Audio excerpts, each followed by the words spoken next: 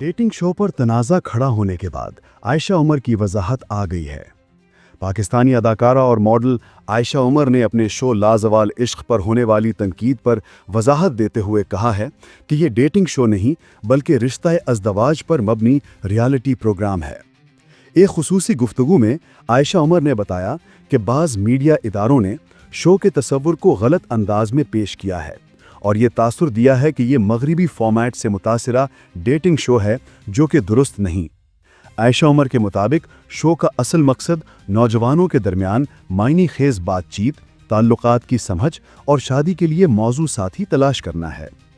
उन्होंने कहा कि मैंने कभी नहीं कहा कि ये पाकिस्तानी डेटिंग शो है।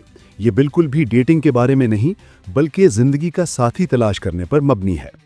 उन्होंने वजाहत की कि शुरका एक विला में रहेंगे मगर इंतजामात मुकामी अक़दार के मुताबिक होंगे। लड़कों और लड़कियों के लिए अलहदा फ्लोर्स और डॉर्म्स रखे गए हैं, जबकि सिर्फ लाउंज, किचन और पूल साइड मुश्तरका होंगे जहां वो एक दूसरे से गुफ्तगू करेंगे। आयशा उमर ने इस शो को एक समाजी तजुर्बा करार देते हुए कहा कि इसमें यह दिखाया जाएगा कि नौजवान किस तरह बातचीत करते हैं, कहाँ गलती करते हैं और किस तरह उन्हें दुरुस्त करते हैं।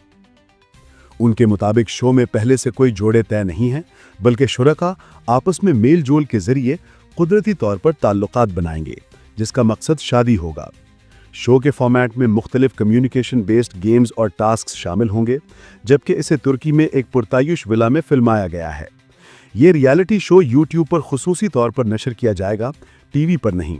इसके तकरीबन 100 अक़सात होंगी, जिसमें मुकाबले, इत्तेहाद, इख्तलाफात और जज्बाती उतार चढ़ाव शामिल होंगे और आखिर में एक विनिंग कपल का इंतखाब किया जाएगा।